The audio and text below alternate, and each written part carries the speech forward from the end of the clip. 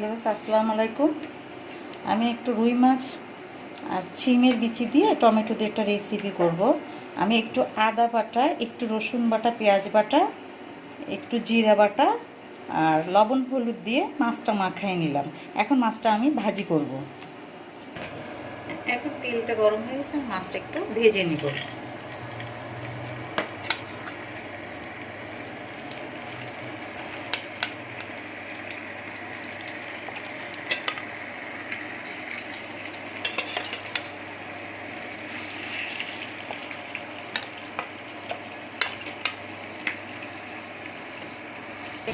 হ্যাঁ, মাছ ভাজিটা আমার হয়ে গেছে।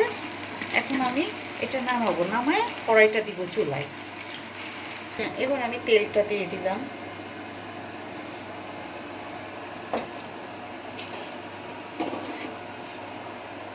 এবার দিব পেঁয়াজ,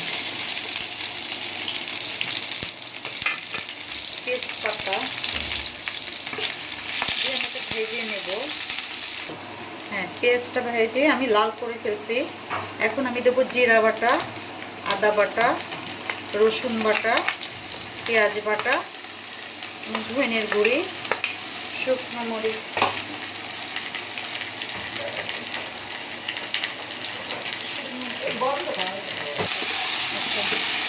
এখন আমি দেব লবণ, একটু লবণ, হলুদ, 1 চামচ হলুদ, ঝালের গুঁড়ি,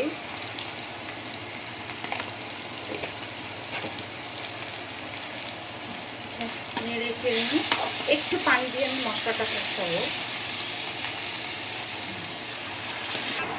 হ্যাঁ, আমি এখন সিমের বিচিটা দিয়ে দিব এর ভিতরে।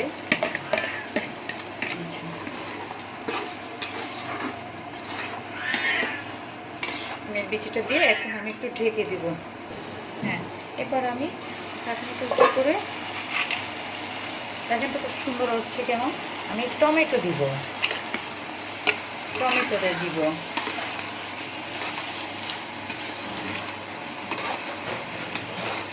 এখন আমি আর একটু ঢেকে দিই। এখন আমি পানিটা দিয়ে দিব, মশলার পানিটা দিয়ে দিব।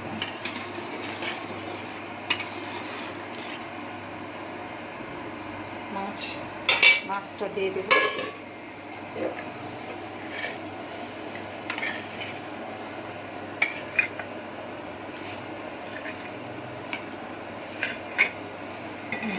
ঢেকে দিব। ঢেকে দিয়ে এবার মাছটা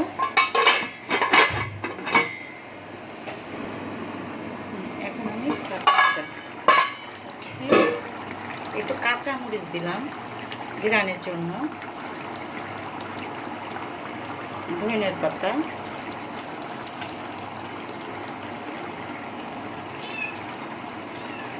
আমি ঢেকে দেব।